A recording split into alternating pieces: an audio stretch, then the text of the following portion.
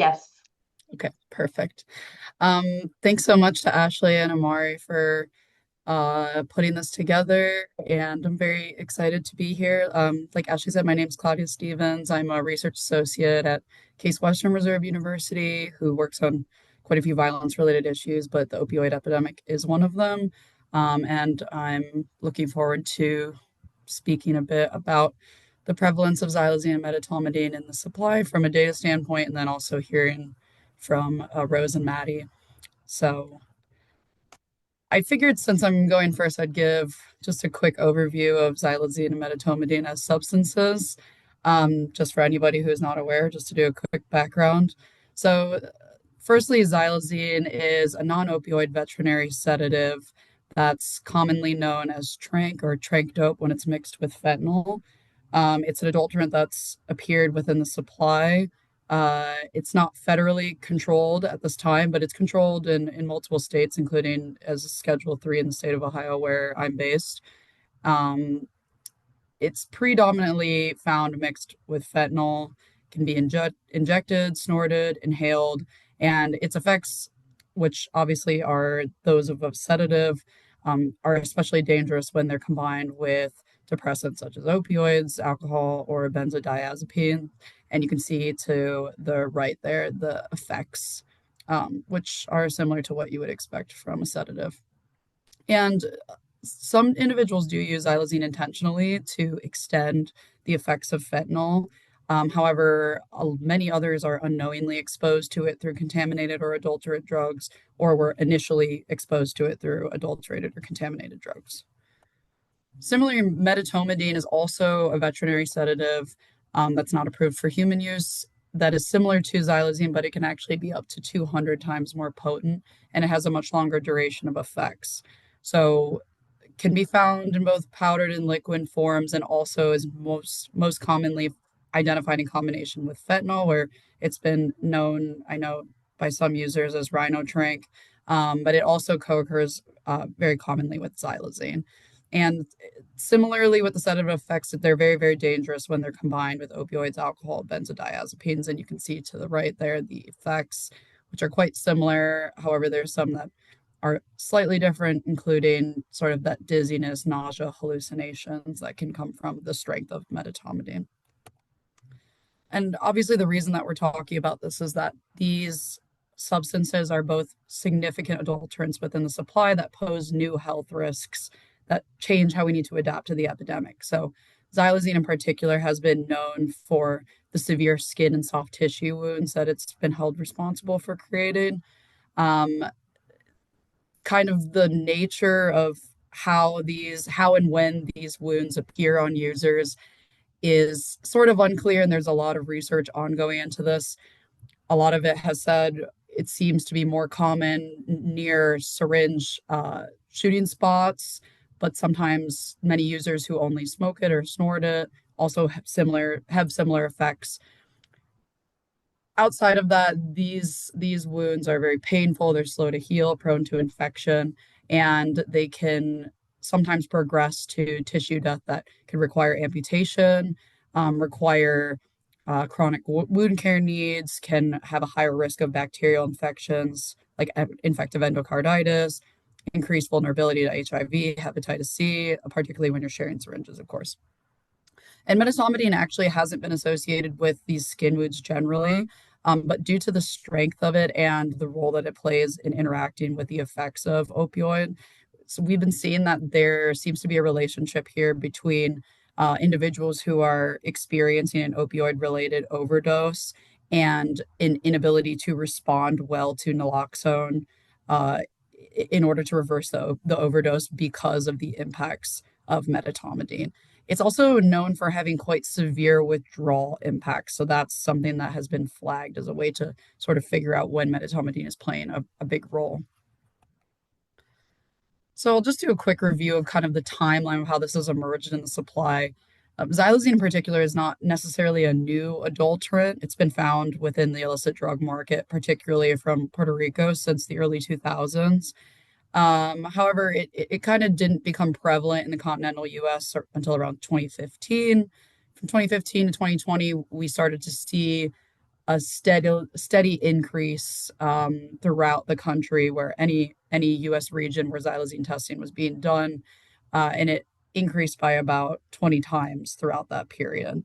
But the surge of xylazine that most of us are familiar with starts in around 2021, where we saw xylazine sort of start as an early epicenter, specifically within the Philadelphia drug supply, where it reached its peak in about 2023 and was detected in 99% of dope samples. And I'm sure that Rose will get more into that. And of course, it was known particularly for these severe skin ulceration complications that started to appear. And medetomidine is a more relatively new substance in the supply. It was first detected in around 2022, kind of sporadically throughout the US, but specifically in Maryland. And it has sort of grown in prevalence mostly along the East Coast. Um, One kind of aspect of this that we've been able to note is that within late 2024 to 2025, the medetomidine presence in the Philadelphia supply seems to have had sort of an interesting relationship with the decreasing of xylazine. So there's kind of some trends here emerging that we've kept an eye on. And in light of that, of course, you just want to mark that, of course, there's this general declining trend of overdose deaths throughout the US, particularly fentanyl related deaths. And of course, this sets the context for the current epidemic setting that we're dealing with. So, of course, I'm going to review data, but it's good to start with kind of what the limitations are just to give us good context for this. And the truth is that doing data for any sort of drug on the illicit market is quite difficult, naturally, just because of the nature of the illicit market. Xylazine and medetomidine, in particular, have raised kind of some new limitations slash challenges that we've been speaking about in terms of tracking it data wise. The overdose death count and involvement of these drugs has largely been the gold standard for how we've been able to track the epidemic, particularly since the rise of fentanyl. However, xylazine and medetomidine are both quite difficult to trace in terms of their involvement in OD deaths because there's no standardized code within CDC data sets that they can kind of be classified under as compared to the major drug categories that are available. And so this is something that may change with time. It's unclear, especially in light of kind of the current political environment, how this data collection will change. But it does make it quite difficult to look at nationwide overdose deaths and decide this many of them involved xylazine because there's no real count for that. In addition to that, overdose deaths may be not even the best way to track these things because it's quite a difficult measurement for adulterant prevalence.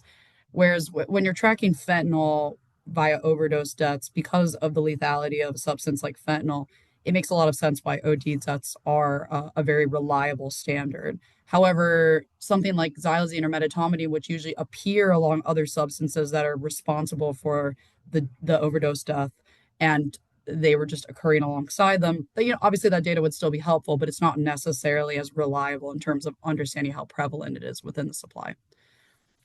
On top of that, because both of these are new substances, the data tracking is complicated by largely unstandardized reporting practices. However, this is something that always happens with new substances, and with time it will improve. But it's just good to keep this in mind, and also, as you're interacting with people, figuring out what's the best ways that we can improve our data collection and surveillance practices involving these substances. And then also considering how this interacts with the context of the decline we're seeing in overdoses, specifically fentanyl related overdoses right now, as we've seen a lot of the rise of these adulterants occurring alongside a decline of fentanyl availability or using them as a way to dilute fentanyl. And then again, so throwing some new complications into how we can kind of track this data. That being said, the best way that we've found at this time on a national level to figure out what the supply is looking like in terms of xylazine and medetomidine is through the DEA's NIFLS database, which you can see to the right there. There's kind of an explanation of that. But in short, it is a database of tested reports from lab submissions that are submitted by law enforcement seizures. So these labs are on federal, local, and state levels. It's a voluntary reporting system. However, it has been found kind of varying state to state, but generally to be a somewhat reliable factor of seeing how the certain substances have increased or decreased throughout the nation. So as you can see here from 2018 to 2024, we've seen a pretty steep and steady increase of xylazine positive lab submissions throughout the US. It's important to know that part of this is because a lot of these states haven't started reporting xylazine numbers until recently. So that can make up for somewhat of the gap. However, we can take away from this lab submissions wise that there has been obviously a huge increase in the prevalence of xylazine throughout the nation.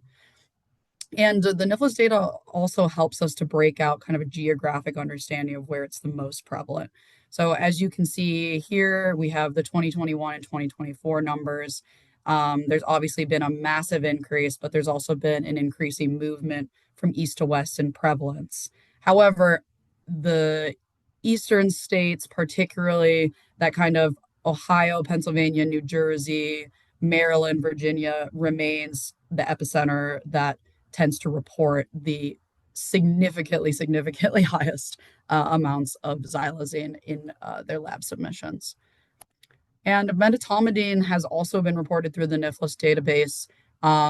It because it is a newer substance, there is less baseline information available on this and also less states that are testing for it at this time. Take, for example, 2021, there's 12 lab submissions. However, only 2 states reported during that time. Or what, and part of this could be that nobody else was testing for medetomidine at this time. However, lab submissions wise, from 2023 to 2024, there's an absolutely massive increase, more than 900% increase in reported submissions of medetomidine. And like I said, part of this is that there's less states reporting, could be because they're not testing for it, could be because they just don't have it yet. But you can see from this that there is a sort of similar geographic distribution of medetomidine that's starting to happen with similar epicenters of those eastern and mid-Atlantic states, and then that trend of it starting to move westward. That's also a trend that we've seen with a lot of other substances, including fentanyl. So it's not totally surprising. Outside of nationwide data, something that has been very important in regards to tracking trends for adulterant surveillance, in addition to also providing very important information to users on a harm reduction basis, is through syringe testing. So I'm drawing here from syringe testing from Cuyahoga County that's been done by the Cuyahoga County Medical Examiner's Office, which is one of our very close partners. And they started their syringe testing program back in last August. And this is the results from last August through this July. So they've tested about 701 syringes during this time, and 261 of those have detected xylazine within them. Now, one of the most important and prevalent data takeaways that I find from these syringe testing data is the the differences and the gap between what was expected to be in the sample as reported by the user versus what actually is detected. So as you can see here, xylazine was actually in about 38.3% of the samples that they tested, but only 10% of those samples reported expecting to have that substance within the syringe. That's a very large gap, obviously, and with adulterants contaminating a lot of samples, that is a huge issue of a lot of users just not being aware of what they're using and what it could be, how it could be impacting them. The other very important information that you can take away from syringe testing is seeing what the most common co-occurring substances are. And as you can see here, as expected, fentanyl is by far the highest, with 92% of the samples with xylazine co-occurring with fentanyl, and then also co-occurring in high amounts with heroin, cocaine, medetomidine, in which there's a very, very high co-occurrence rate between xylazine and medetomidine in these samples, and then also methamphetamine. And similarly, we have numbers here for medetomidine from that same syringe testing process. We see here that 189 of the samples detected medetomidine. And the gap here, I mean, is even more shocking than the xylazine one, where it was actually detected in about a quarter of samples, and it was expected by less than 1% of users who submitted their syringes. That is obviously a huge knowledge gap with users being aware that medetomidine might be something that they're using. And the co-occurring substances list is quite similar. illicit fentanyl is coming at 97% of samples co-occurring with medetomidine. Heroin, xylazine ranking very highly, cocaine, and then also methamphetamine is also on there. uh, I can't help but emphasize how great of a resource syringe testing is, not only for data tracking from the harm reduction side, and from a medical angle, but also for users. This program in particular, um, when they collect syringes, they will ask individuals if they want to receive their results back, and many of them are very not only open to it, but excited slash maybe horrified by their results, but keen to get more information that will help them to be safer users. So I really can't emphasize how important working on making resources like this available are. That being said, I kind of wanted to wrap up with this question of, is medetomidine replacing xylazine? Because in a lot of the discussions I've been privy to regarding these substances, that's been a question that a lot of people are asking. Uh, there's not really a straightforward answer. I would say probably not necessarily replacing is it's not quite that simple.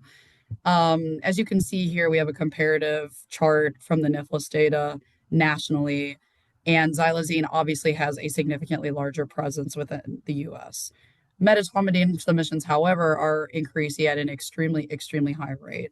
And in addition to that, we looked to Philadelphia, which was a significant early epicenter of the xylazine crisis. And as we're seeing this relationship between increased medetomidine, decreased xylazine presence, it, it, it could be possible that a similar trend will follow in other cities, but it's very difficult to tell. So that's something that we'll have we stay keenly aware of, and we are monitoring for as the epidemic continues. And additionally, as we've talked about, these adulterants usually occur together. It's not quite as simple as saying, oh, it's going to replace it, when often more than 50% of the time from our syringe testing in Cuyahoga County, at least, we've seen that they tend to co-occur together. So that's all I have on the data front. Thanks so much for your time. If you have questions about any of this that we don't get to during the presentation for some reason, or you think of something later, please feel free to reach out. I'm always happy to talk about any of these things. And yeah, I'm really looking forward to hearing from Rose and Maddy. Thanks so much, Claudia. I'm going to hand it now over to Rose. Thank you, Ashley. Let me just get my slides going.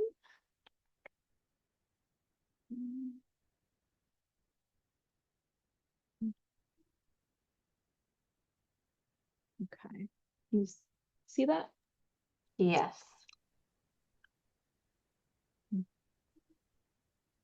All right.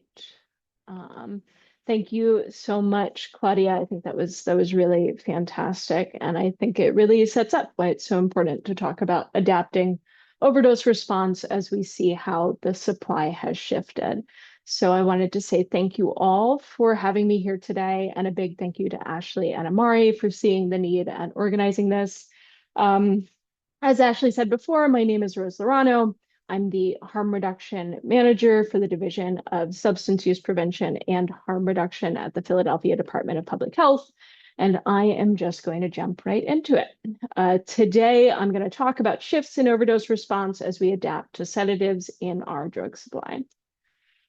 So what is dope? I want to start here, big picture, and that's because when people say dope, a lot of times people still think of just heroin or just fentanyl.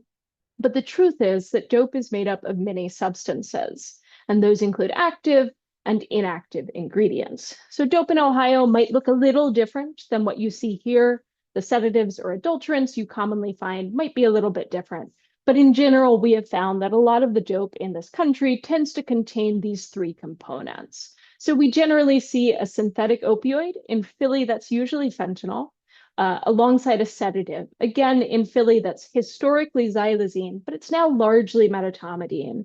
Occasionally, we also see benzodiazepines. I know you do as well as additional adulterants or cutting agents. So people will also call these additives or filler. These can include local anesthetics such as benzocaine, lidocaine, or substances like caffeine, B-temps, or quinine. these substances may or may not have their own psychoactive properties. So it's important to recognize that people who use dope are already using multiple substances, even without potentially mixing or using stimulants in conjunction. And those substances have their own physical effects and their own withdrawal symptoms. And since they're not opioids, they will not respond to naloxone. I do want to take just a second here to look at xylazine and medetomidine, because there are many ways in which they are similar. So both of them, as Claudia mentioned, are veterinary medications. Both of them are alpha-2 agonists. Neither of them are responsive to naloxone. They have a rapid onset. They cause prolonged sedation. They're almost always found with fentanyl. They've both been involved in fatal overdose. They cause withdrawal, and neither of them are federally scheduled. However, they do have some notable differences. Xylazine has that clear association with wounds. Xylazine has also now been scheduled in over 10 states, and that does include Pennsylvania and Ohio.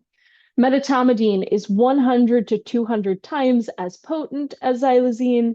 You see a longer sedation, a more pronounced slower heart rate, and anecdotal reports of association with hallucinations, as well as worse withdrawal symptoms. So we're seeing people ending up in the ICU or even dying. So what does that mean for overdose response? We're not going to do a whole overdose reversal training here. I'm going to assume most people here have been trained in reversal. And this presentation is more about how to adapt your approach and trainings. But I did just want to put this up on the screen for a second. We're going to move right along.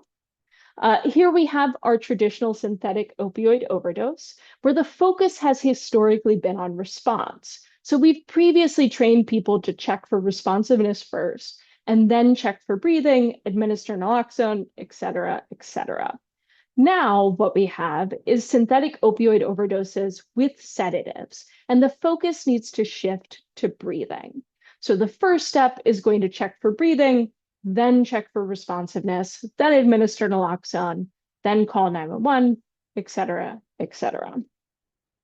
We need to make sure that people are recognizing the emergency. So the emergency is that they are not breathing, not that they aren't answering you.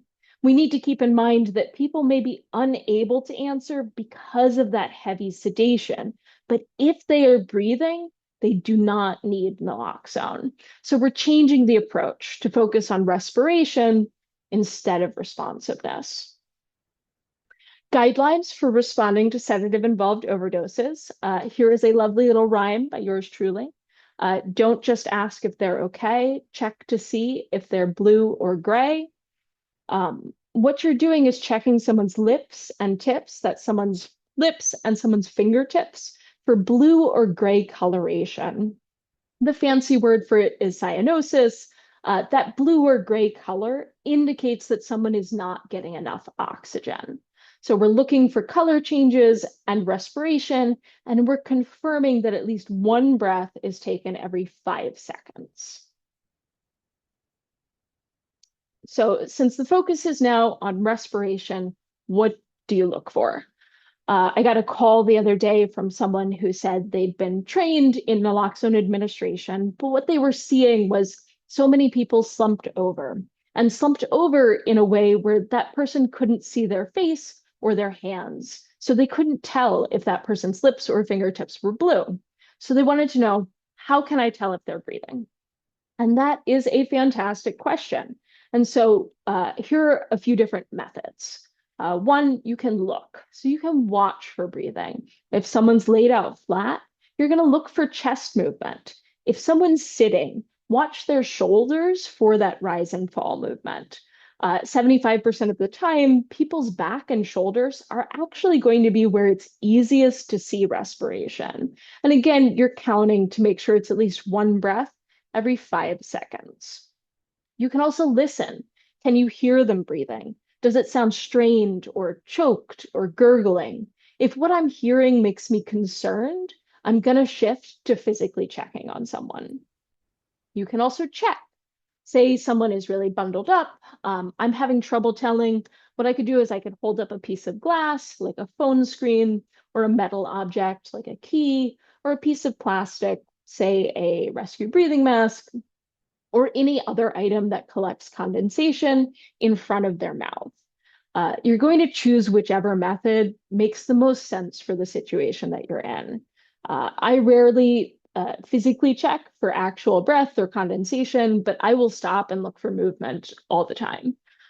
Again, with all of these tools, like the most effective one is the one that you're actually going to use. So out of these options, you have to figure out what works for you.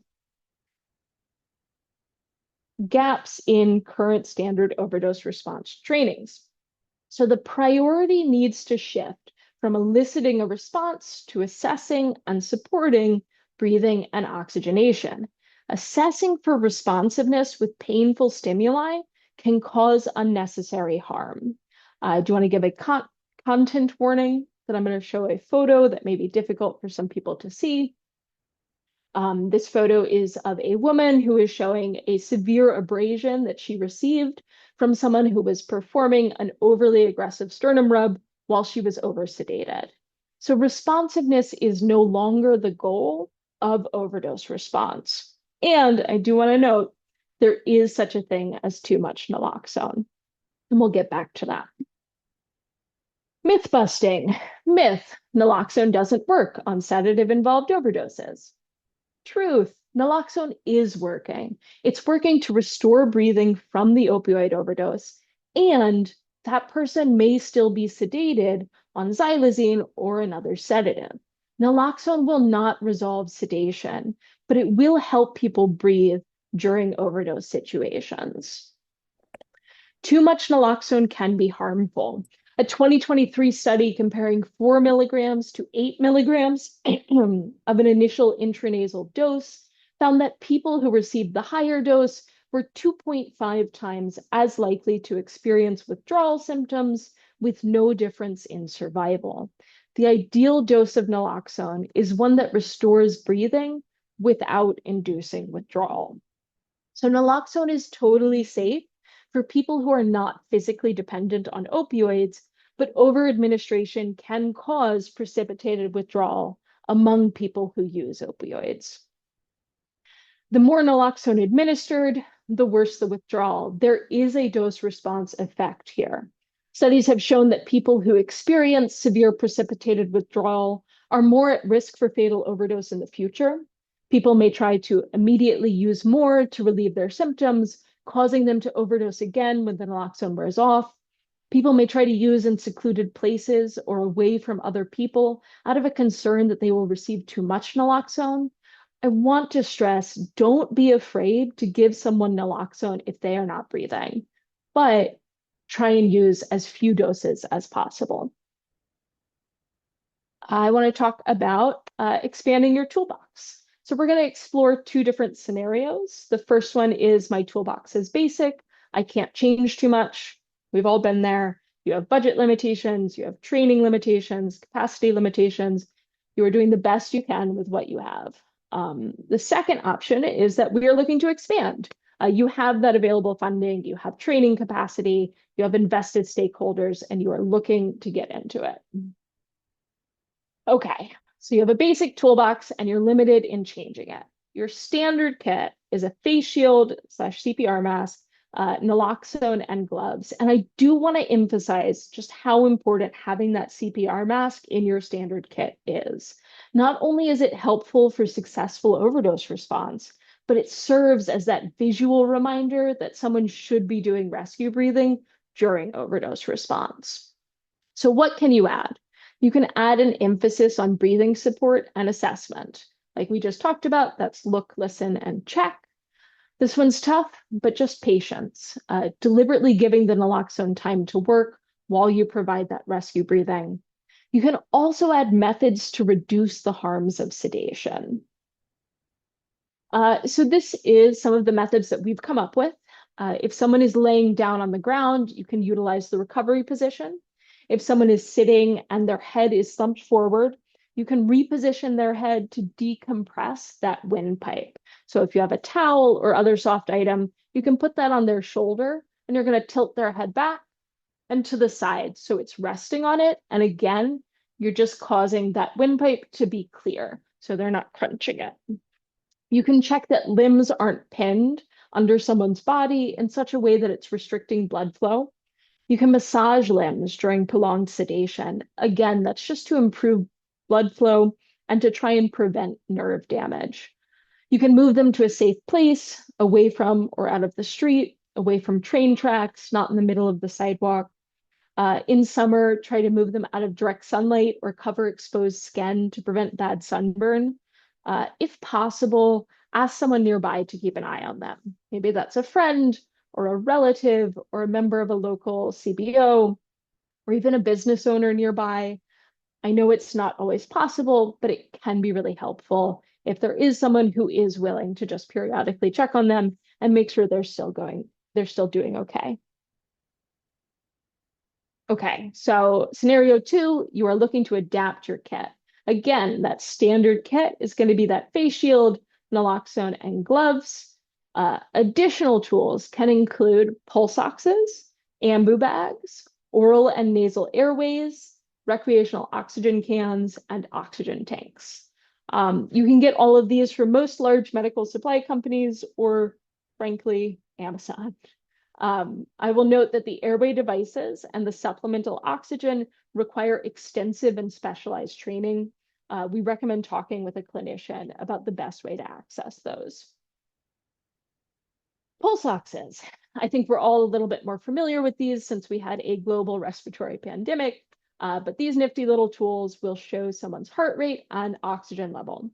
So the pros, they're going to provide ongoing data to refer to during an overdose response. They can help assess oxygen levels if you're unsure. They assist with monitoring breathing when you're in that gray zone. The cons, they do require some training to use. There are 2 numbers on there. You should not confuse them. They have a higher supply cost. They're going to run you about $15 to $30 each. They can be unreliable. I always recommend trying it on yourself first to check if it's working. For instance, if I put it on and it says my heart rate is 220 and my oxygen is 20% and I'm talking to you, I'm going to conclude that that pulse ox is not working correctly. They are also less accurate on persons with melanated skin, or if someone has nail polish or injuries or calluses, that can also cause inaccurate results. You can use a pulse ox potentially on an earlobe if people are bundled in cold weather. And also in cold weather, you can use hot hands to try and get circulation back in someone's hands and improve the accuracy of the reading. Ambu bags. I really love ambu bags. I very fondly remember the first time I used one during an overdose response, and I was able to watch someone's oxygen level on that pulse ox just go right up as I used it. It was a very beautiful moment for me.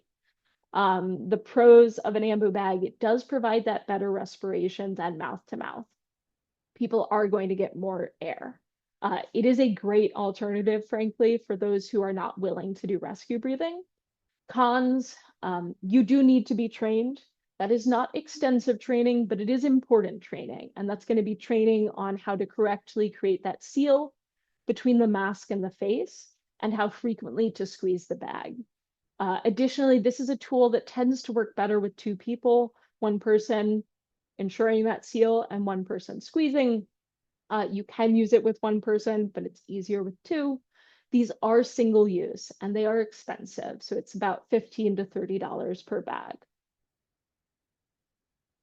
Oral and nasal airways.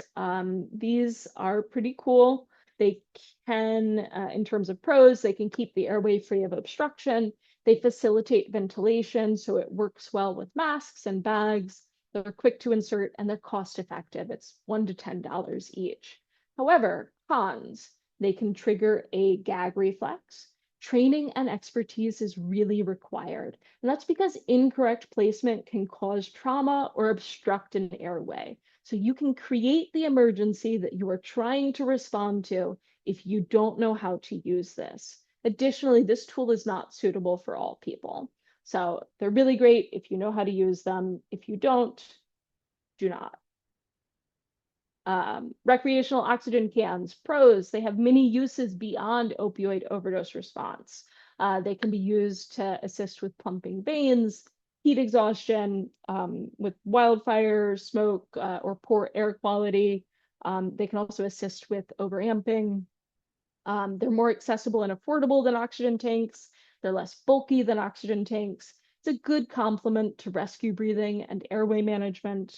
However, cons, supplemental oxygen only. It can be a lot for unhoused folks to carry around. You don't get a whole lot of air in those cans. They should not be used near open flame. It can be dangerous. They're very flammable. It's moderately expensive for widespread distribution. So these are each like $18 to $20. Supplemental oxygen, pros, best respiration, alternative for those who won't do rescue breathing. I do want to stress that this is a tool for people with depressed respiration. So they're breathing, but they're not breathing enough. If someone is not breathing, this tool will not help. It does reduce the need for additional naloxone if you get someone breathing, but again, they're not breathing enough. This can mean that they stay oxygenated. This is a tool that they use in On Point, the safe injection site in New York, I believe. However, it does require specialized training, and that is extensive and specialized training. There are gauges, there are valves. You cannot just pick it up and start using it safely. Because it is also flammable. So there are dangers to operating this. They are difficult to transport and they are very expensive. So we're talking anywhere from $400 to $4,000. So if you don't remember anything else, what I want you to remember is naloxone works. We are now focusing on breathing, over responsiveness. Sedation is not the emergency. Naloxone dose matters. There is such a thing as too much, and more tools doesn't mean better tools. The best tool is the tool that you will actually use, and we do the best that we can for the situation that we're in. Thank you guys so much, and if you have questions, don't hesitate to reach out to me here. Thank you so much, Rose. That was really informative. And finally, I'm going to pass it over to Maddy. I'm just gonna get my slides up real quick.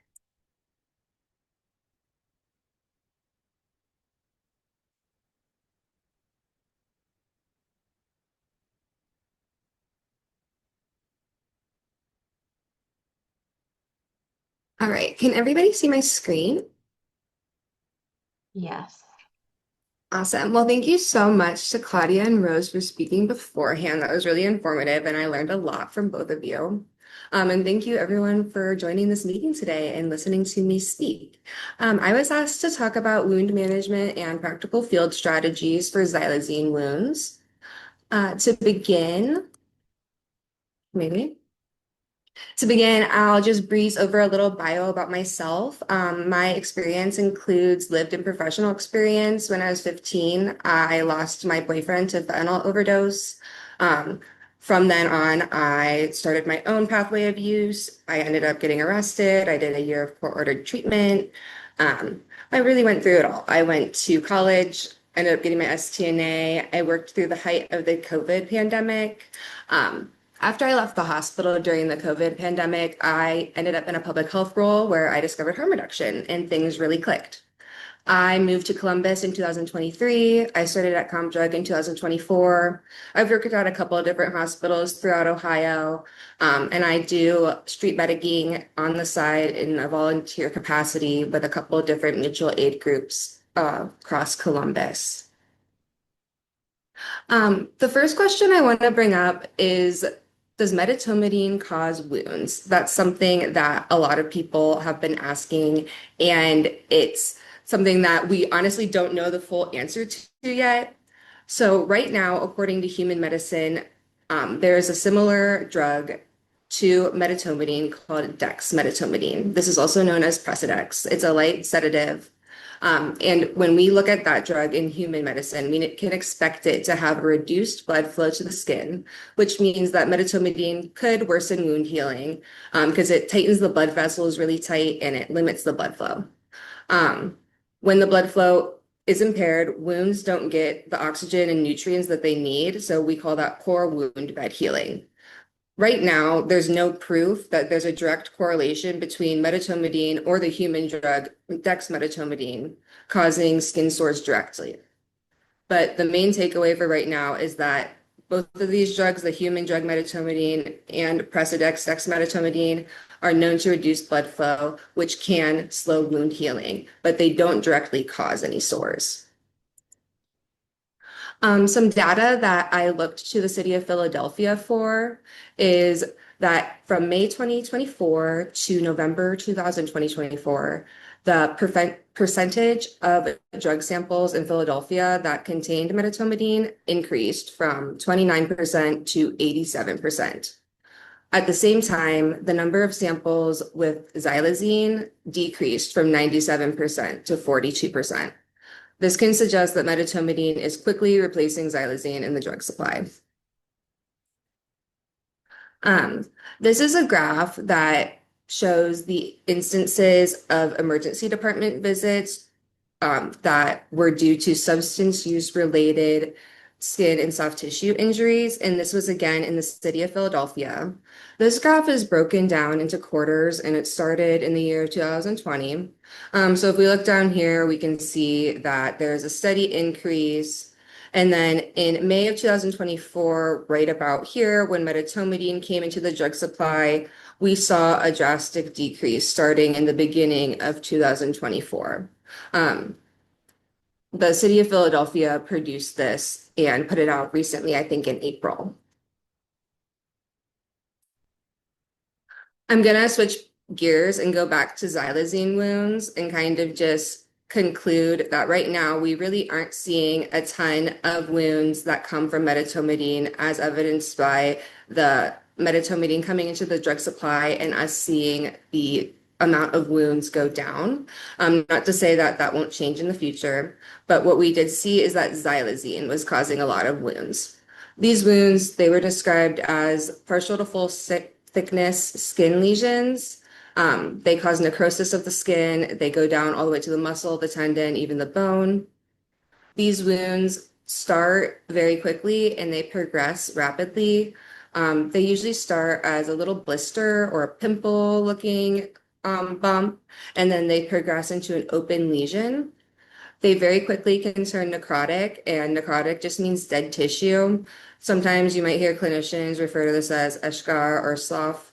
That dead tissue is going to be dark looking, and there can be areas on the xylazine wound where some area is necrotic and dead. Some of it looks like fresh skin that's pink and healing. There might be areas that look infected, like pussy and yellow.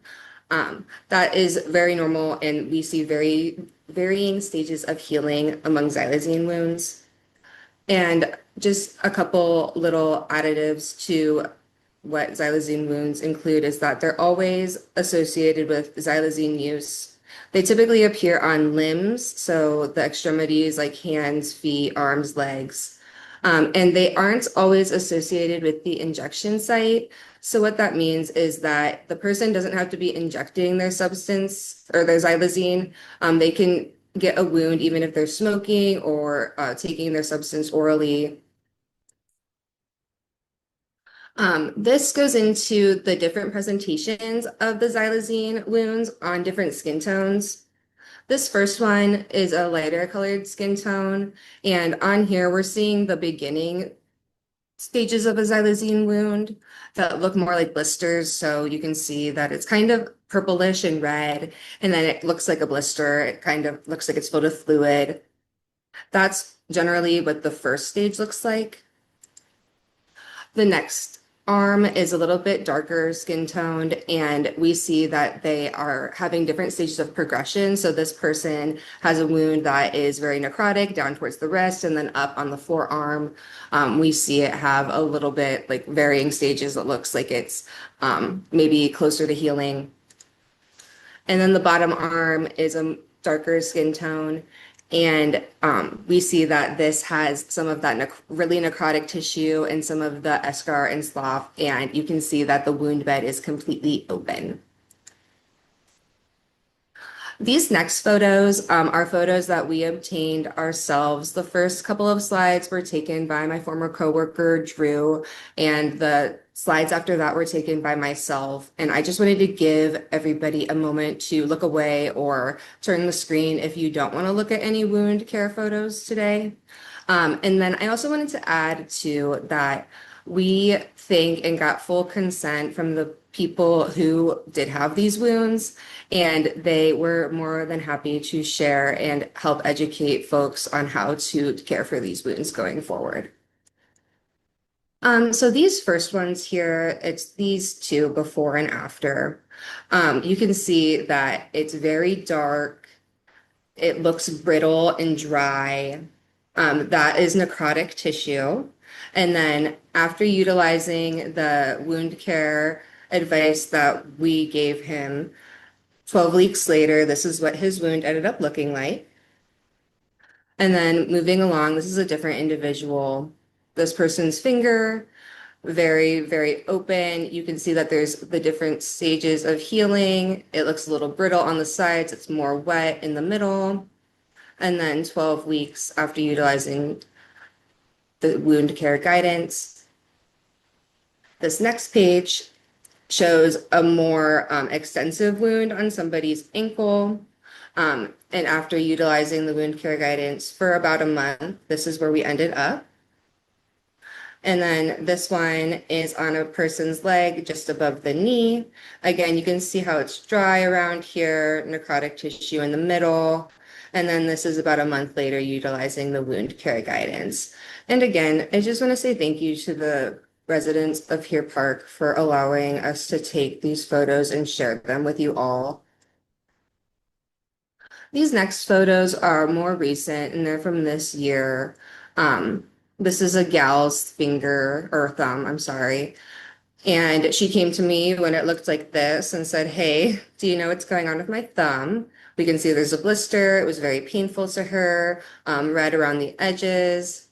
This was on March 21st. She went to the hospital for a few days, and I didn't get any photos, but I can share that that blister went on to get bigger, and it eventually popped on its own, and it was very, very painful for her.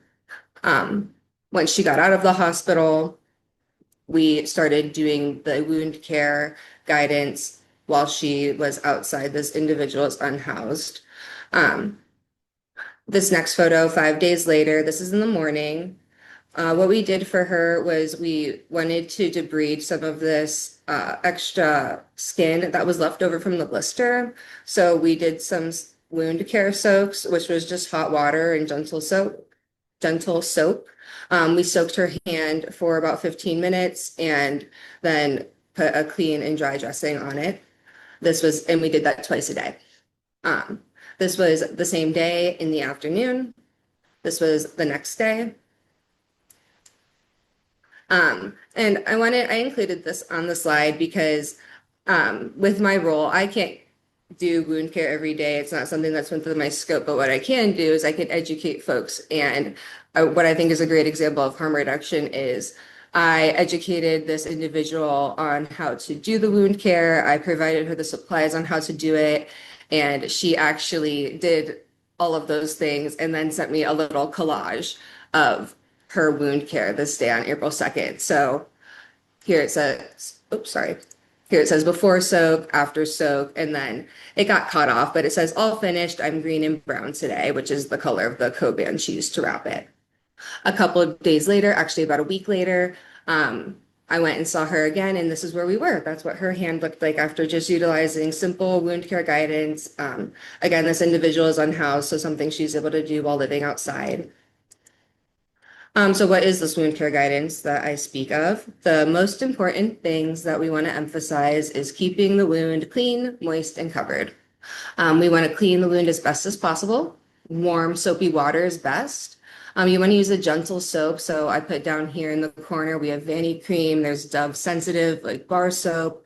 You can use Johnson & Johnson baby soap.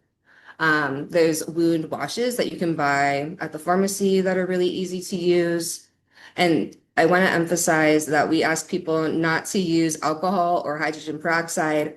Those are really, really strong debriders. And what they do is they kill all of the bacteria on your skin. So they'll kill the good bacteria and the bad bacteria and all of the cells, and it will cause that wound a really hard time to heal. So best advice is just use a gentle soap, warm water.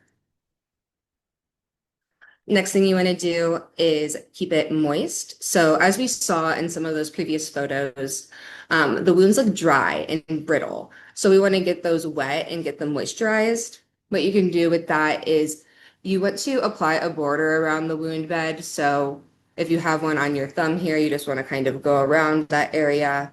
And then you want to put it to cover the whole area with the ointment.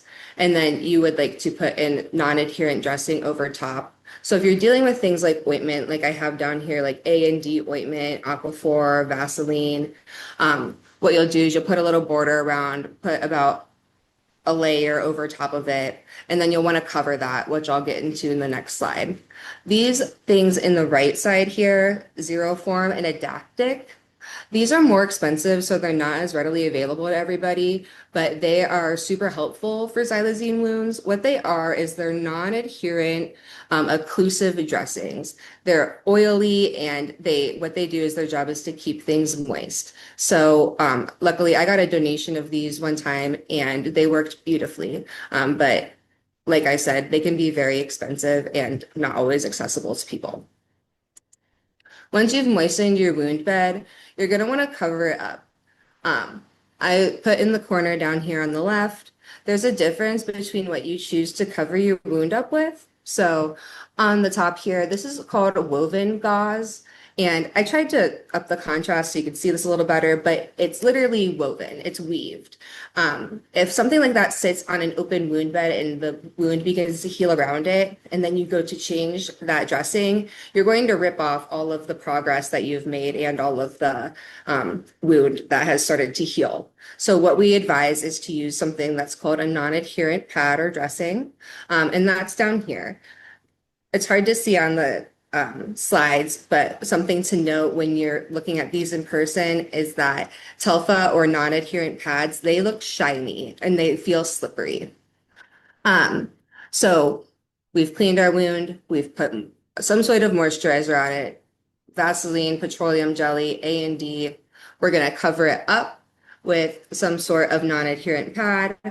If it's a large wound, you can put something like an ABD pad over it, which would just help contain any drainage.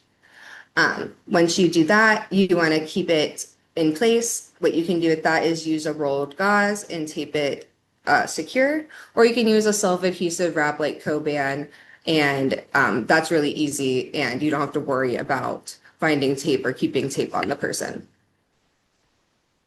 Some wound care guidance, just some basic things, is that this wound care that I just showed you all is basic wound care. So anybody can do it. You just clean with soap and water, add a petroleum-based ointment, and cover with a 2-layer dressing. Sometimes things can get more advanced.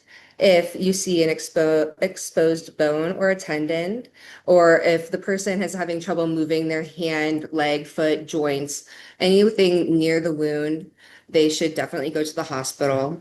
Signs of infection are also what we look for when it's time to go to the hospital. So if the person is fevering, having nausea or vomiting, feeling confused, if their wound is expelling pus or getting swollen or has a bad odor, or if it's getting red or dark, that's also a good sign it's time to go to the hospital. If it's painful, warm, it's a good indication that it's time to go. And then sometimes there can be crackling under the skin. That's called crepitus. That's also a good time to go to the hospital. The person that you're working with knows their body best. You know your body best. So if the person's saying, I need to go to the hospital, probably advise them to go to the hospital. If the person's saying, I don't want to go yet, then they know their body best, and I would let them make that decision on their own. The wound care kits that we pass out at CompDrug are very simple, and I like to call them basic. I try to keep them as cost effective as possible so I can hand them out to people as frequently as they need them. These wound care kits can treat more than xylazine. It doesn't have to be a xylazine wound for them to use the petroleum jelly or the Band-Aid or the Coban or the soap out of the wound care kit that I distribute. Anything that's more extensive, we would advise that they go to the emergency department, or I'm from Columbus, Ohio, and we are lucky enough to have a couple of different street medicine teams that go around and can provide care to folks with more extensive wounds. Just to breeze over what we specifically hand out. This right here is a compressed towel. I recently discovered these. They come in a little package. They look like a mince. You can run them underwater. And I just tell people, like, if they have a wound on their leg or their hand, get that saturated and wet with the soap and kind of lay it on there and soften up that skin for a little bit. And then they can continue to wash with the soap afterward. It's a one-time use thing. They're not super durable by any means, but they're cost effective and they're easy to distribute. I throw like 3 or 4 into every wound care kit. These bar soaps are just basic gentle bar soaps. We pass out the white petroleum, which is another version of Vaseline, petroleum jelly, just in the little packets. A little goes a long way. People really like the bigger Band-Aids. So we do go to the folks that we serve and ask them what they would like to see or what they would use. And they recently told me that they would just prefer to have Band-Aids for the smaller wounds that show up just like the blisters when they're first beginning. So we recently added those. This is the Telfa, the non-adherent pad. This is the ABD pad for people with more drainage. And then this is a little roll of Coban, which is the self-adherent wrap. And that stuff is fun because you can pick different colors and such. Some field strategies that I use every time that I go out and work with folks is remembering that people have their own autonomy. They're able to make their own decisions, even if the person that's doing the work doesn't necessarily agree with them. Unless the person is incapacitated health-wise, if they don't want to go to the hospital, the person doesn't have to go to the hospital. Be transparent. Whenever I'm doing wound care on folks, I announce what I'm doing. I say, hey, like, do you want wound care? Do you need wound care? I'm Maddy. I've been a medic for X amount of years. How can I help?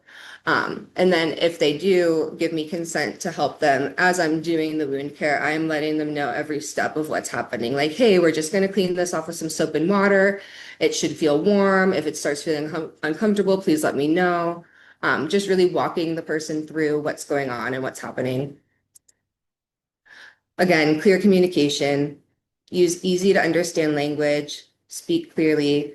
When you're working with somebody, sometimes if you're working on their leg and they're sitting in a chair and you're below them, you can aim your head towards the ground and they can have trouble hearing you. Using easy to understand language, something that I learned going from working at the hospital every day to working out on boots on the ground, is that I had to change the way that I talked about things, like saying hypertension versus, oh, like when your blood pressure gets really high, kind of just making those changes so that people can understand better. Staying informed. Something that I do is every week I'm looking up what is going on with medetomidine and xylazine and harm reduction.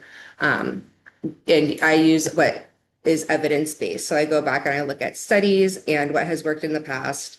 And I try to stay as up to date as I can with what's going on in the drug landscape. Networking is huge.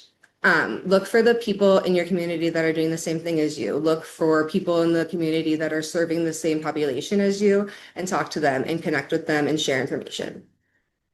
And then teach, don't preach. Something that I like to do is teach the folks that I'm working with how to do the wound care and leave them with the supplies so that they can do it on their own and not just leave it for them to wait for me to come back or run into them again. Be patient. Building relationships and trust takes time. Don't expect every interaction to go as planned. I very rarely meet somebody and do wound care for them the same interaction that I'm meeting them. It takes a couple interactions to meet them and build that trust and get to know them. And then that's when you can start being more intimate with them and doing things like that. And so I just wanted to put that as a reminder that don't get discouraged if, or don't consider it a failure if you're not able to serve the person the way that you wanted that day. And then be humble, recognize your limits, and refer to others when needed. And in that sense, I'm just referring to how you can refer to other sources like street medicine or emergency medicine. And then some more resources that you can use are, or recommend to folks are some safer use hotlines. There's syringe service programs all around Ohio. I showed here what they offer at syringe service programs most of the time, and a lot of them offer wound care as well. And then over here, I put harm reduction programs. I used harm or substance use Philly because that's where I got a lot of the information that I use today. And then I noted the Everywhere Project because they have a really good wound care guideline for folks that are using drugs actively. And it's broken down into a language that's really easy to understand. It has a lot of pictures and good tips in there. So that will be in the presentation. I'll put it at the bottom whenever they share it. I'm going to stop sharing my screen real quick and then just ask if I can share that QR code. Yes, please do. Just give the context and then go ahead and share it. Awesome. We were lucky enough to be grantees of the One Ohio Recovery Grants, and within that, they are asking us to collect some demographics. If y'all are willing to, that would be great. I'm going to throw it in the chat.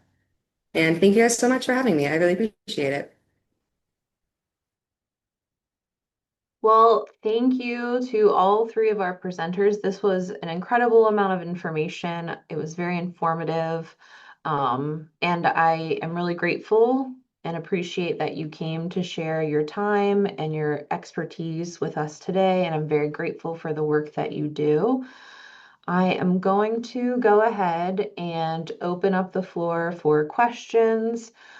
So again, you can do this one of two ways. You can either raise your hand, and I will invite you to come off mute and ask your question or share your comment, or you can put your question or comment in the chat.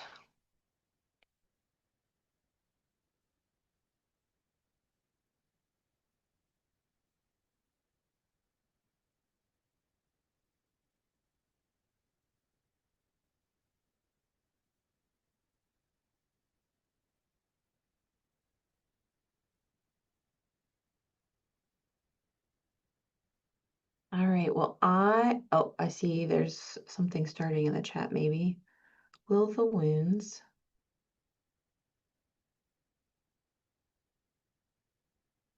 Well, how about this? I'll go ahead and get us started. Rose, I had a question for you. So both Claudia and Maddy cited some things around Philadelphia, and it seems like you guys see a lot of stuff first. So I actually have two questions. The first question is around one of the things that we did really well in Ohio was saturate our communities with naloxone and train everybody how to use it. And now that some of this is shifting and we need to train community on how to adapt, are there strategies that you used in Philadelphia to help share all of this information into community spaces and circles? Yeah, it's a great question. I think that one of the things we've done is work on making sure that we're putting out community-facing materials around the drug supply. We recently put out palm cards that talk about medetomidine withdrawal. So kind of two-pronged, one in terms of like really trying to reach out to hospitals and other clinical providers who are actively seeing folks who are using substances, and then also trying to reach out to people who are using substances more directly, and ensuring that we are putting out materials that contain information both to clinical providers as well as to like community members in ways that people can understand them. So I think that it's, largely just been a matter of updating, the materials and the guidance that we have, but being very deliberate in terms of reaching out to folks around these issues. Thank you. There's a question in the chat that kind of is along the lines of what you just said. Are you able to share access to the cards with the Absolutely. info on medetomidine I can withdrawal? put it in the chat. You guys want? Um,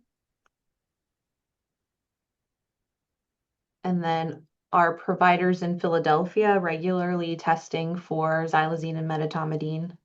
it's a great question. It's still actually not standard as far as I know, because it's not in the regular UDS.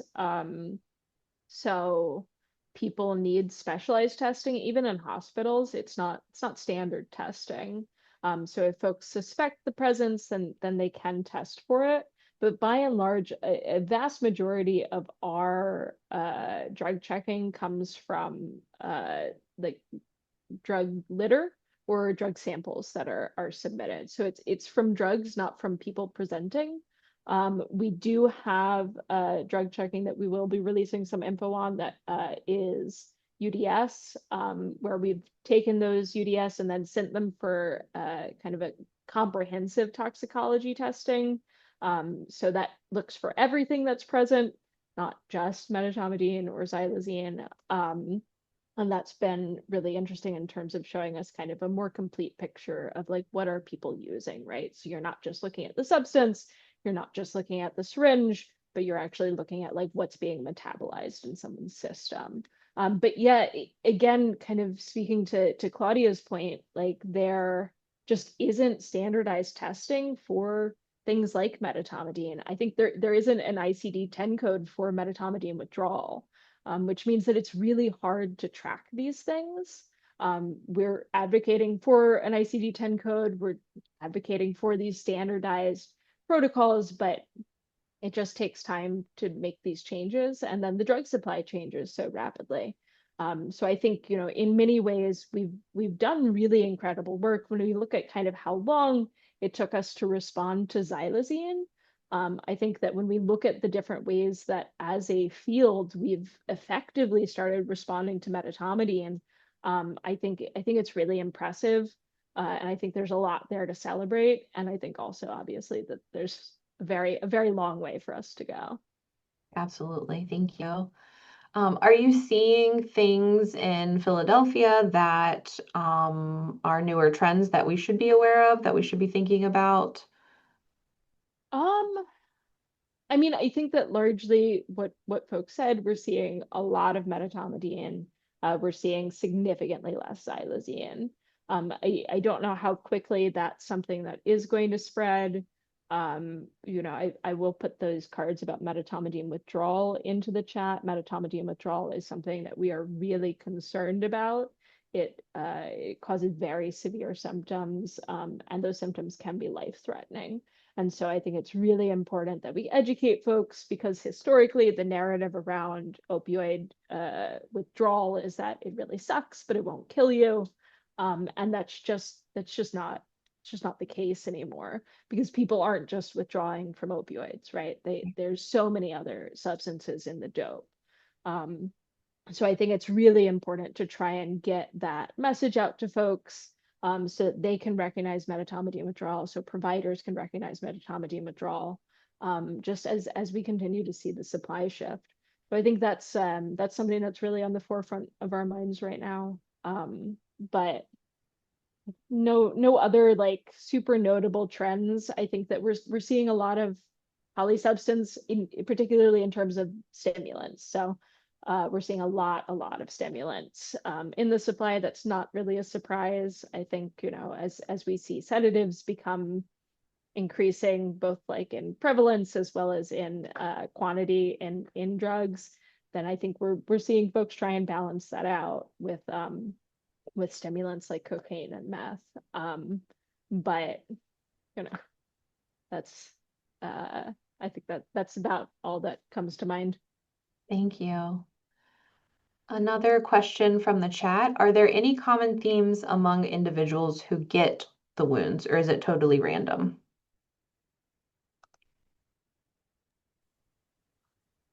I am under the impression that it's totally random. I don't know of anything that indicates whether or not a person will get a wound quicker than another person, other than just using the substance containing xylazine. And I think originally we were thinking like maybe places that were closer to Philly where we knew like there was a lot of xylazine, but as of right now, I'm pretty sure that xylazine has gone pretty heavy nationwide. So at that point, I think it's just case by case, unless Rose or Claudia knows anything different. No, I think that one of the things that has been really interesting and we don't understand about xylazine is the fact that one person can use it and get wounds immediately, the second or third time that they're using something with xylazine, and then somebody else can be consistently using xylazine and not get any wounds at all. And we have no clue why that is. Yeah, I echo the same thing of, at first, obviously, specifically people who were using syringes, the thought was that it was always close to the injection sites, but now it's become clear that not only do you not need to use syringes, but you can get the same wounds from, snorting or smoking as well. And also there's sort of a mystery around it where no other city has seen the level of wounds that happened in Philadelphia, despite xylazine being very prevalent in a lot of other cities to a similar degree. So it's really still a mystery kind of why that is happening. There's not a lot of clear trends to why that's happening to someone besides what Madison said of they use xylazine. There is a hypothesis that xylazine was highly concentrated in Philadelphia. So not only were we seeing xylazine very prevalent, but like the bags themselves were very heavy in xylazine. So we were seeing like 40, 50% xylazine, and other places we're seeing like less than 10. And so that's part of the hypothesis as to maybe why Philly was hit so much harder with wounds. But again, like these are all just kind of like what sounds like maybe that could be something that makes sense. We're working based off of the information we have, which is still limited. Another question from the chat, for all three of you. Do any of you know what is being done to address the drug supply since it changes so rapidly?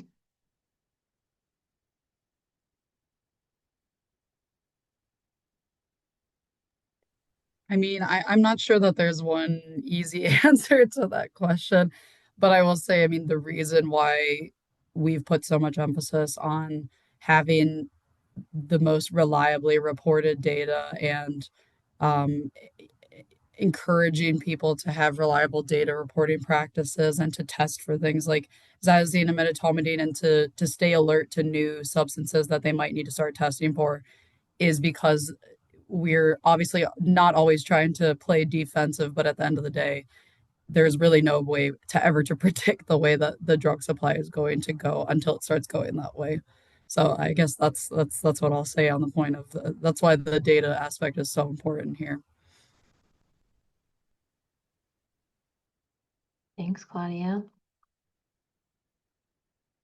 So another question in the chat, the information was excellent. Where is training offered for wound care, and is there specific training requirements to take the training?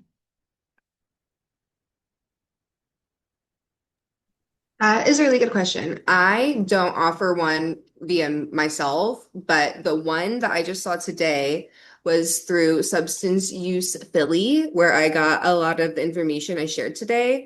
They offer a couple of different versions, it looks like. It looks like they offer one for providers, they offer like a self-paced one.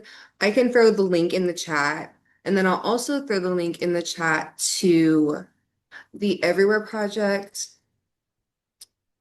Oh, not that. The Everywhere Project wound care guide that's aimed towards the folks that are using, and the language is broken down really, really well. Um, and no, there's typically not a registration requirement.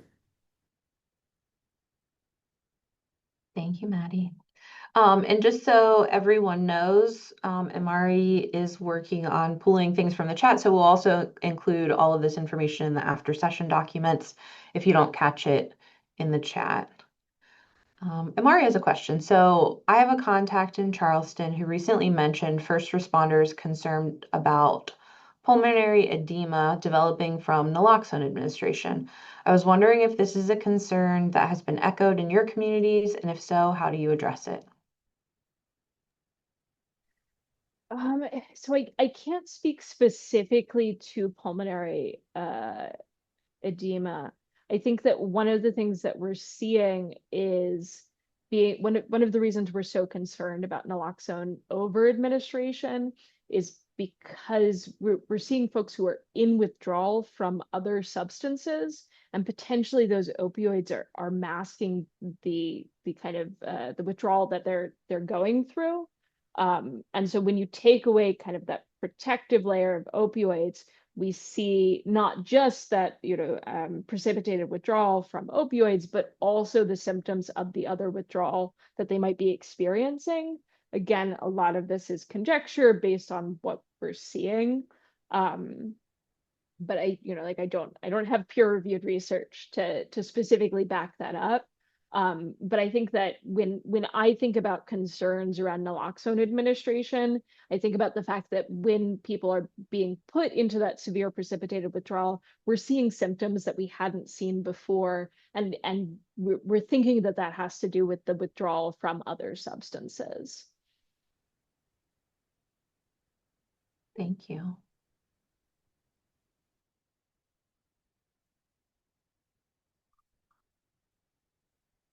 Other questions?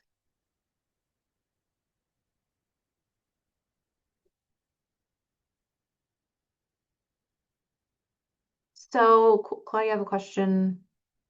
Oh, sorry, there's another question in the chat. I know it's relatively early, but is there any information as to child development regarding children who have been exposed in utero or after? We are seeing young children testing positive for these substances.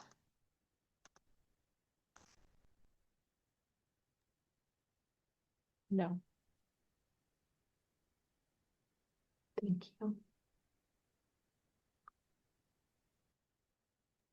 It is a great question, but we don't have any info on that.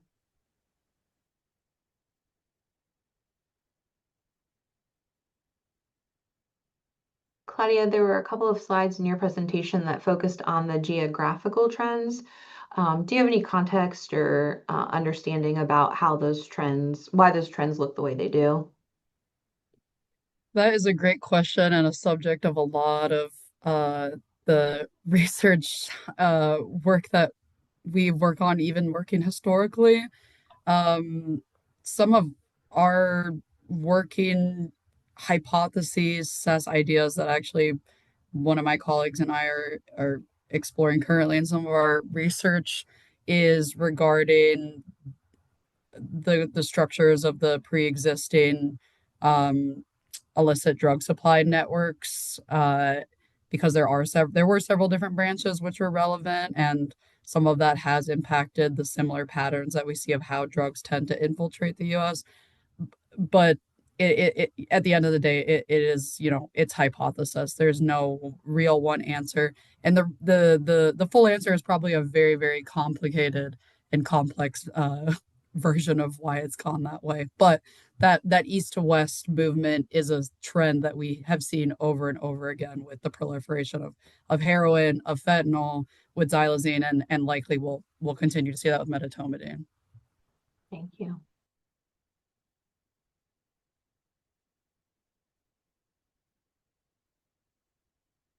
So, Maddy, you talked about going out, or people in your organization maybe going out and doing wound care. What does that look like within your organization? If somebody wanted to kind of do something similar in their own community or within their own organization. Within my organization, I'm allowed to educate and advise them what to do. So I can say, I would clean your wound with this soap, and then advise them how to do that, and then kind of walk them through steps. But I don't place hands on them when I'm on the clock. The way that we've gone about that is we have a little wound care hot card that's like a quarter sheet size that I can hand to people. Luckily, a lot of the folks that I've seen recently they've learned from other people or they've heard about xylazine recently at least. So they have been asking me for specific things and I can just hand that to them. But as far as like patient care in my role at CompDrug, I'm not allowed to put hands on anybody or do the wound care in that capacity, but I'm allowed to educate them and I can give them the supplies to do so and I can advise them how to use those supplies, but I cannot touch them, I if that think answers the question. it does. I think you also Okay. use like mutual aid and street medicing, and so it sounds like you do some stuff outside of work. Is that Correct. accurate? What does that look like? So when I'm outside of work and not representing a company or organization and I am fully myself, um, I I work with a group, so I never go anywhere alone. One of the groups I work with is here local to Columbus, and there is a couple specific camps that they serve, encampments where unhoused people live. And luckily, I walked into a situation where the relationship was already formed with this group. So um, people were already comfortable with this group coming in to their encampment and visiting them. So when I started serving with this group, I had that advantage. So it just kind of began with me going out, introducing myself, saying, "Hey, I'm with this group," with another individual, never alone, like, "Hey, I'm new." Um, then got to the point of like, "Hey, I do harm reduction," and this is weeks to months to what we're going on a couple of years. Um, People will say, I noticed, or I'll start talking about harm reduction. I can start talking about wounds. People will come to me and say, "Hey, I have this. Is this a xylazine wound?" I'll be like, "Yeah, that looks like a xylazine wound." And that is where I can say, "Hey, I have my medic bag in the car. Would you like me to go get it? We can take a look at it. I can get you fixed up if you need. Yes or no, not right now." If they say yes, I'm like, "Okay, do you want to come to my car and do it?" I try to offer some sort of privacy. Um, Obviously, we're working with people who are unhoused. There's no running water to do wound care with. So there's been times where I'll bring a thermos full of hot water down, where I will walk with them over to the nearest fast food place or drug mart or pharmacy and utilize their restroom that has running water. We can do basic cleaning in. If there is no running water, I'll use things like the saline spray or the wound care spray. That's just easier to use in that moment. Um, then I will like apply gloves and do what I've been taught to do as an STNA and doing basic wound care. And I talk the person through every step that I'm doing. It just kind of like I gave the presentation, like, we want to keep this clean, so we're going to clean it with this. And this is, and I try to give people their autonomy back. I'm like, "Hey, do you want to do this or do you want me to do it for you? I can show you how to do it, so next time you can do it yourself." And people really like to feed off of that. And as you guys saw, the gal that I was working with, she was so proud to show me that picture that she sent. And she was so proud to show me that she did her wound care on her own. And it really felt like me educating her and going out and doing that impacted her doing it on her own. But to better answer your question, it took a lot of visits out to certain camps, meeting people, them trusting me, lots of visits of them, people ignoring me and walking past me, and just people took a while to get to know me and realize what my intentions were, and that I was there to help serve them and participate in this mutual aid. And that's just kind of how it's gone. And they know my name now. Some of these folks that I've been working with for going on years, I mean, they threw me a birthday party. Like, it's really turned into a relationship where I view them as my friends more than anything else. So it's really, yeah. Thank you, Maddie. Yeah. Well, I apologize, we're a little bit over time, but I want to thank you all for joining us today and for to our presenters for sharing their experiences, for sharing this knowledge. There's been a lot of positive feedback in the chat, lots of emojis. So thank you for your time and the work that you do. Thank you all. Again, the information will be sent out afterwards. If you have any questions, please feel free to reach out to Omari and I. And we wish you all a good day. Thank you.